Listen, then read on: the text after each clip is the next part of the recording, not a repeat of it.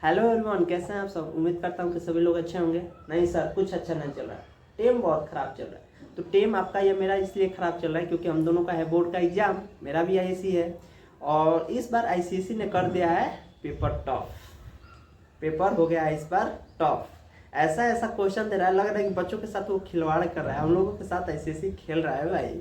बहुत tough paper आ रहा है। तो कोई बात नहीं है, टफ आ रहा है तो आने दीजिए। हिस्ट्री ज्योग्राफी का पेपर बहुत सारे लोगों का अच्छा नहीं गया होगा, बहुत सारे लोगों का फिजिक्स, सर फिजिक्स का नाम मत लीजिए, फिजिक्स का पेपर भी अच्छा नहीं गया होगा। इस वीडियो में आपको एमसीक्यूज मिलने वाले हैं। सारे चैप्टर का कंबाइंड एमसीक्यू रहेगा, ठीक है। जो जितने मिनट का हो, आपको अगर वीडियो स्लो लगे तो इसको इंटू 2 के स्पीड में देखिएगा। अगर आप सेपरेट मतलब सेपरेट चैप्टर का एमसीक्यू देखना चाहते हैं तो एमसीक्यू सीरीज बना हुआ है, उसको मत देखिए। इसी को कंबाइंड है, एक वीडियो है, पूरा आपका डाउट क्लियर होगा।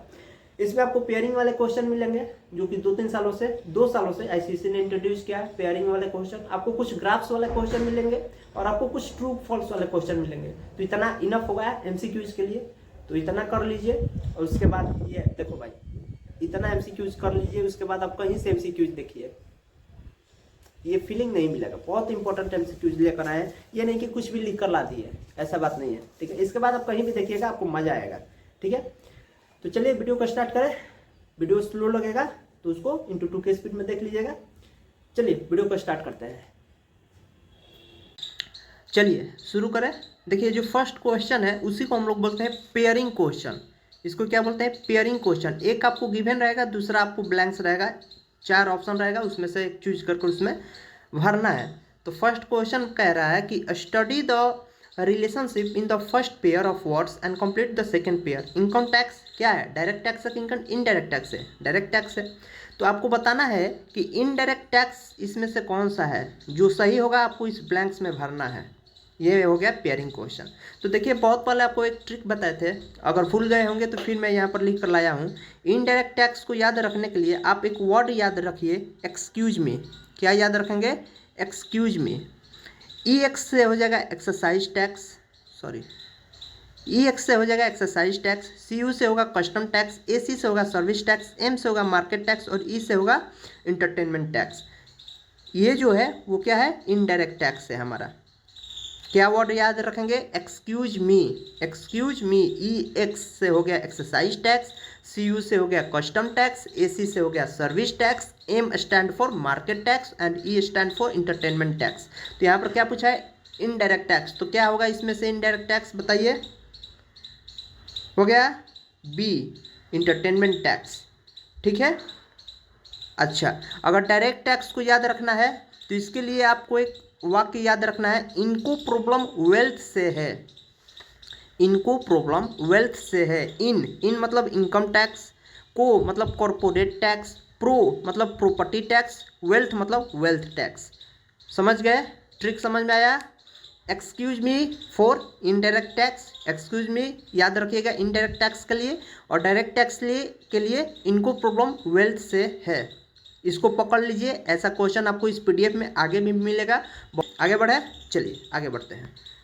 Second question, which of this is generally a short term loan? बताइए। Option A cash credit, B home loans, C overdraft, D car loans. बताइए। तो करेक्ट ऑप्शन होगा ऑप्शन ए, कैश क्रेडिट, ठीक है। आप comment करके बताइएगा आपका एमसीक्यू कितना सही हो रहा है। विच of this is the apex bank of the Indian banking system? देखिए ये थोड़ा सा ट्रिकी क्वेश्चन है क्योंकि आरबीआई और सेंट्रल बैंक एक ही है। आपको मारना क्या है? आपको मारना है reserve bank of India, RBI, ठीक है। सेंट्रल बैंक, आरबीआई को ही सेंट्रल बैंक कहते हैं, लेकिन आपको सेंट्रल बैंक नहीं मारना है।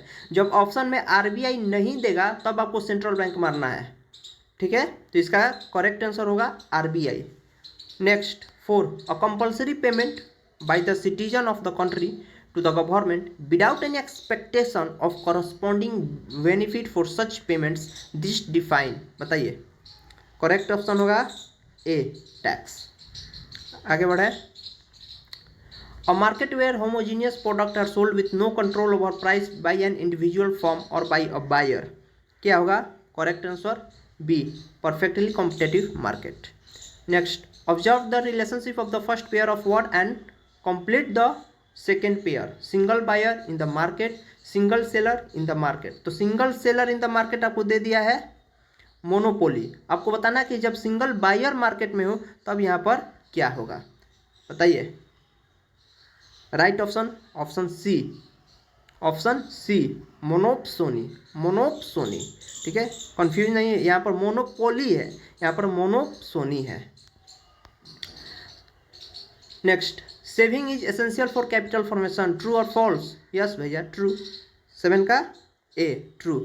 8, the seller in the perfect market is a price maker, बताइए प्राइस मेकर होगा या प्राइस टेकर होगा? हाँ सर हम तो कंफ्यूज हो गए। 8 का B false, the seller in the perfect market is not a price maker, it is a price taker, price taker. ये सब मीनिंग पता है ना क्या होता है प्राइस मेकर प्राइस टेकर, ये नहीं कि कुछ पता ही नहीं है। वीडियो देखे हैं कि नहीं अल्टरनेटिव मार्केट वाला। Question number 9, the good whose demand decreases as income increases, क्या होगा? 9 का क्या होगा? Inferior good, C inferior good. The land is consider a passive factor of production because, बताइए। It is free gift of nature, it is heterogeneous, it is immobile, या it can not produce anything on its own? 10 का D, it can not produce anything on its on. अगर ये अपने से खुद से produce कर लेता कुछ तो ये यहाँ पर एक्टिव हो जाता पैसिव के जगह पर। आप इतना तो समझ रहे होंगे। चलिए 11, wealth tax is an example of, wealth tax is an example of. देखिए ट्रिक काम में आ गया, ट्रिक काम में आ गया, डायरेक्ट टैक्स, डायरेक्ट टैक्स। ठीक है, इनको प्रॉब्लम वेल्थ से है, वहाँ पर ट्रिक क्या था? देखिए यहाँ पर ट्रिक क्या है डायरेक्ट टैक्स का? इनको प्रॉब्लम वेल्थ से है, तो वेल्थ क्या है हमारा? वेल्थ है हमारा डायरेक्ट टैक्स। ठीक है, इसीलिए बोल रहे हैं कुछ को याद रखिएगा। ये हो गया wealth tax. 12, if tea and coffee are substitute then bread and butter are the example of, बताइए क्या होगा? 12 का सी कॉम्प्लीमेंट्री गुड्स। ठीक है, which market supply homogeneous product, which market supply homogeneous product? Perfectly competitive market. Next, the reward of an entrepreneur is in the nature of contractual, residual, constant, positive, बताइए। हो गया, हम बताएं residual। कितना सही हो रहा है? supply always refer to a specific desired quantity which a seller is willing to sell. Next, which factor of production is not hired factor, बताइए। entrepreneur, use of high yielding variety of seed, it is related to productivity of land। थोड़ा speed जा रहे हैं, video लंबा हो जाएगा। The rate at which commercial bank borrow from central bank is the bank rate. अगर bank rate नहीं देता है तो आपको रेपो रेट देगा। ठीक है, इसके जगह पर रेपो रेट देगा तो वो सही होगा। हाँ 19, the tax whose rate remain unchange irrespective of the income of the tax payer is called as. 19 का बताइए क्या होगा? Correct option D proportional tax. 20, the function of money which allow a person to buy for a commodity at a future date is called as. Is known as ना होगा कि called as, हो सकता है यहाँ पर गलत हो, एज भी हो सकता है। डेट इज कॉल्ड एज, बताइए क्या होगा? 20 का क्या होगा?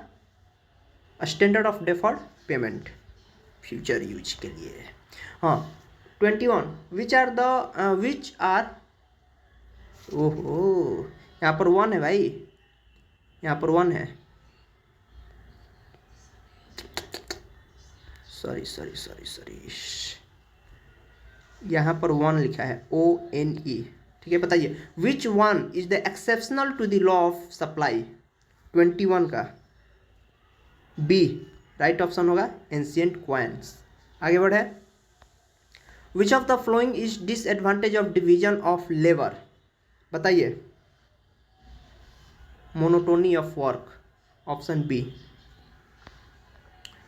When several items are demanded together for one particular purpose is known as, joint demand.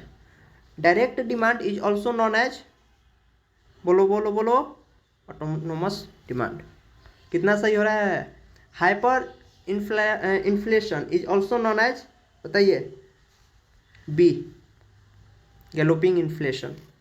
Which inflation is healthy for our economy? Very very important question है, बताइए क्या होगा? 26 का क्या होगा? Creeping inflation. Next, secondary function of money are, बताइए, transfer of value, store of value, measure of value, या A और बी दोनों, बताइए। ट्रांसफर ऑफ वैल्यू और स्टोर ऑफ वैल्यू दोनों होगा, यानी आपका करेक्ट आंसर होगा option D, both A and B. The diagram show which tax, ये जो आपको डायग्राम दिखाया जा रहा है ये कौन सा टैक्स का डायग्राम है? प्रोग्रेसिव टैक्स है, प्रोपोर्शनल टैक्स है, डिग्रेसिव टैक्स है, या रिग्रेसिव टैक्स है? बताइए। ये आपका टैक्स का नाम है प्रोपोर्शनल टैक्स, ठीक है, ये प्रोपोर्शनल टैक्स का डायग्राम है। Next, which graph best fit for regressive tax? बताइए कौन सा डायग्राम रिग्रेसिव टैक्स का है? सबको पता है क्या? क्या सबको पता है? देखिए हम बता रहे हैं, ध्यान से देखिएगा, ग्राफ बहुत इंपॉर्टेंट है। जो ये फर्स्ट ग्राफ है, ये फर्स्ट ग्राफ आपका प्रोपोर्शनल टैक्स का है। देखिए ये कैसे, यहाँ पर देखिए इसको, देखिए कांस्टेंट है तो क्या होगा? प्रोपोर्शनल टैक्स, ठीक है। तो ये फर्स्ट ग्राफ आपका प्रोपोर्शनल टैक्स का है। ये जो सेकेंड ग्राफ है, जो ये लीनियर ग्राफ बना है, ये है हमारा प्रोग्रेसिव टैक्स का।